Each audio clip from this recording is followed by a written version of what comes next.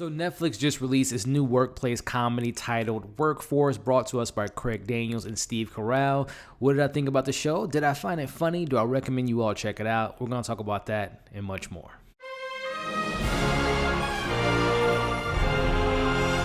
The series centers around a group of people tasked with establishing the sixth branch of the United States Armed Forces, the United States Space Force.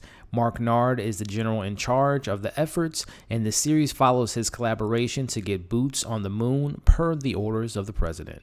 Hey, what's going on, everybody, and welcome back to my channel, Movie Files. Elliot back again with a new Netflix series review, and today we're talking about the new workplace comedy Space Force, with Steve Carell being the creator of the show as well as starring the show, but also bringing back Greg Daniels and Steve Carell collaboration from The Office and Parks and Rec. So I'm gonna let you all know in this spoiler-free review if the series is worth checking out. Did I find it funny? And am I looking forward to a season 2? We're gonna break it all down here in a bit, but before we dive into it, as you can see on the screen now, make sure you're following me on all my social media accounts. If you're new to this channel, definitely subscribe, hit that notification bell so you don't miss any of my new content. Make sure you give this video a thumbs up, really helps out the channel, but also really appreciate it. And if and when you've seen Workforce, let me know what you all thought of it. What were some of your favorite moments, some of your favorite episodes?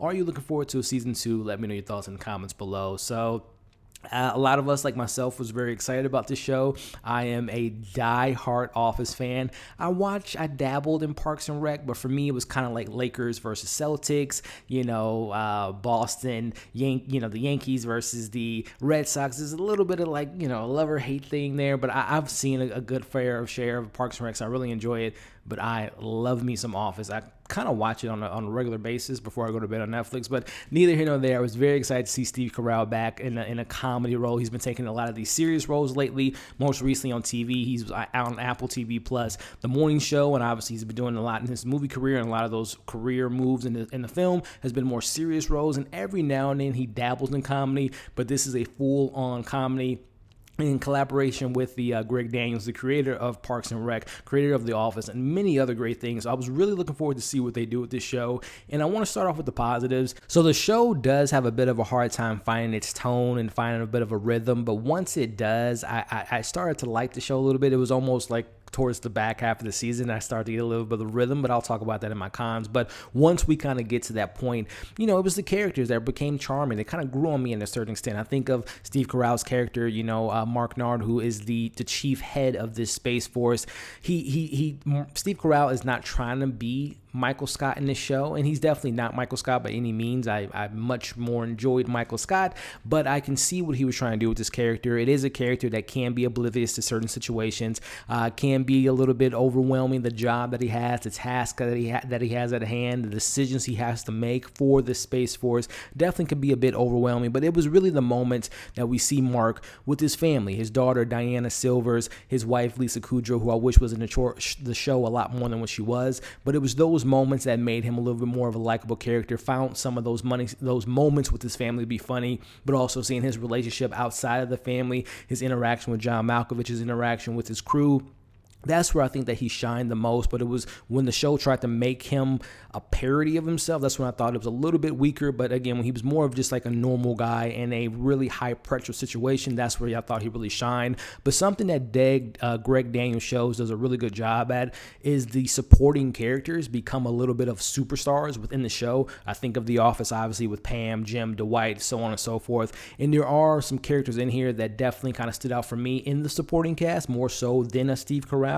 One being, I really enjoyed John Malkovich's character. Even though he wasn't laugh out loud funny, I thought that his sarcasm and his logical approach to things was really kind of a redeeming factor of the show. And again, he's not the funniest character, but I just kind of I love John Malkovich, and I liked his role in this.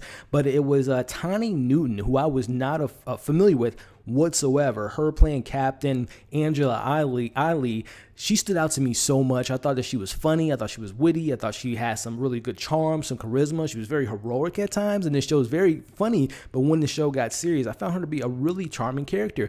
And again, going back to Greg Daniels and his supporting characters, I wouldn't be surprised if she has a much bigger role in season 2, because to me, she really shined. She was the best part of the show, if I'm being honest with you guys. But there were some other standouts.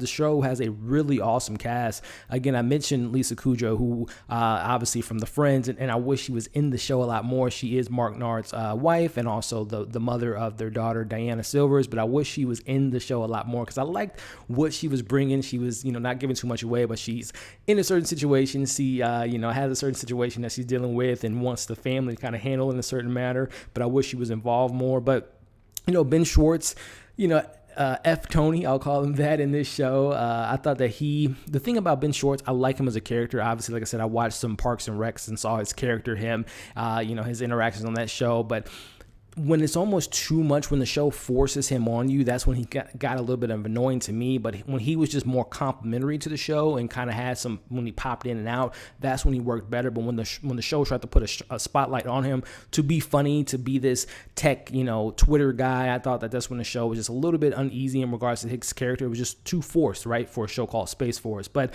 his character was fine once the show didn't shove him in your face. Some other characters, there is Diana Silvers, who I like as an actress. She was Aaron Naird, Mark's and Lisa Kudrow's daughter.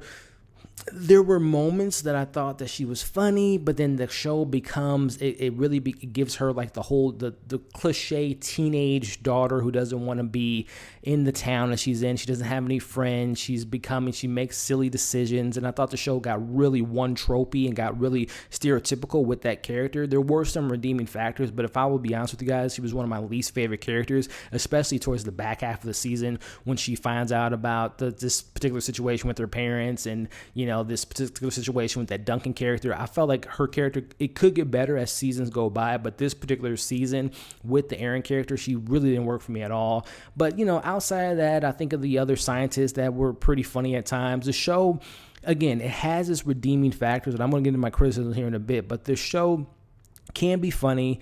It is a bit of ridiculous kind of slapstick parody at times, but I did find some redeeming factors within mostly the second half of the show more than I did the first half. So kind of piggybacking off of that, transitioning to my negatives, my cons of the show. This is a show that is meant to be funny. And I found the show to not be funny the majority of the time. More in particularly the first 3 to 4 episodes almost for me personally. It was really hard for me to get through the show. And not because it was inappropriate or over the top. I just didn't find it to be funny. And I was literally on my phone for most of the first 2 episodes were terrible. I'll just be 100% honest with you guys. I thought the first 2 episodes were really bad. I thought the writing was lazy. I thought that the pacing was slow. Again, it became almost slapsticks funny, and then there's these weird tones where they try to get serious. I just didn't like the first 2 episodes, especially the one with the chimpanzee and fixing the space station. I thought that episode was really, really bad in my opinion. But again, the show tries to find, once you kind of get used to the tone and the comedy, it picks up a little bit. But then even transitioning to the episode when they were doing the space fighting and the nerds versus the jocks, I thought that was really generic and corny. And that's the thing too with this comedy. It's so hard in 2020 to find a really good comedy, because I felt like this show, for whatever reason, well, not for whatever reason, this is dealing with some political things, and there's definitely some digs at the the current administration that we're in. There's definitely some digs at the president, and that's fine and dandy, but it's just be more creative. A lot of those jokes felt like SNL jokes, where every weekend they're making fun of, and this isn't to get political and the left side versus the right side, but I feel like SNL, they just continuously doing the same jokes, and I felt like this show did the same thing, which is okay, we get it, okay, you can be more creative is where I'm going with that. But I felt like, the first half really was rough. Again, the comedy was kind of dull, and I felt like there were some restraints. This was an MA show. This was a mature rated R show, and I felt like the show did not take advantage of that at all. I feel like they tried to get risky, but then they just kind of fell flat. And then, of course, there's again, just kind of social commentary that was kind of brought up in the show. I just feel like a lot of that stuff was really forced. But again, going back to my pros, when the show does find its rhythm, when it gets a little bit more on the, again, there's a particular storyline with the family. There's a particular storyline about people coming together. Again, I thought that Angela Lee's character was so funny. I thought that even though I don't like that particular character, Chan, who the actor that played him was in what was it called? Fantasy Island, which I thought he was terrible in, but I thought it was a little little bit more redeeming in this show, but I see the show getting better next season because there is a lot of potential there. There are some funny moments, but I thought that this first season was very uneven. I thought the comedy for most of it did not work for me personally. Again, comedy is very subjective, but those first 3 to 4 episodes were rough. In particular, the first 2 episodes, I was almost on the verge of like, I might check this out a couple days from now, but I did man through it. I sat through the 10 episodes. They were only about 30 minutes apiece, so that did help. If this show was 45 minutes to an hour, I don't know if I would have been able to finish it today, but neither here nor there. Kind of finishing up this review, if you're a fan of Steve Carell and Greg Daniels, please leave your expectations at the front door. This is not The Office. This is not Parks and Rec. This is something a little bit different. This is in 2020, so there isn't as many risky jokes. This show has its restraints. It does kind of limit itself in the risky comedy, which again, we know that comedy nowadays can be very offensive, and I think the show knows that, and it doesn't go to those lengths to go over that to be risky. But there are some charming characters, supporting characters in particular. Again, Tammy Newton, very fan of hers now. Again, I love Jen Malkovich. I love Steve Carell, and I see the potential for season 2. But I will be honest, season 1 is pretty rough, and that's pretty par for the course when you think of Greg Daniels, whether it be the first season of The Office. I love that show, but it's a little rough. The first season of Parks and Rec, a little rough, but as seasons went by, they got better, richer characters, funnier subject matter. So I see the potential in the show, but don't expect this to be the funniest show in the world. Don't expect it to be season 4 or 5 of The Office, season 2 or 3 of Parks and Rec. Is going to take time. So just keep your expectations at the front door, but give it a watch because it is a pretty easy binge and there's really not that much available to watch this weekend. So check it out if you guys want to. And when you do, let me know what you thought of it. As always, like, share, comment, subscribe, hit that notification bell so you don't miss any of my content. I have a lot of Defending Jacob on my channel right now. I have my prediction video, my review that I recently did, and I did a poll on my YouTube but also Instagram to do a watch along. So I will be doing a watch along for Defending Jacob, as well as I'm going to be doing some other stuff on this channel, so keep an eye out for that. I will have my live Q&A available really soon, so definitely keep an eye out for that. It will be, I'm thinking about dropping this video Saturday morning, so I'll be having my Q&A in a couple hours from now, so definitely make sure that notification bell is on. But thank you guys for watching this review. Hope you all are staying safe, and we'll see you soon.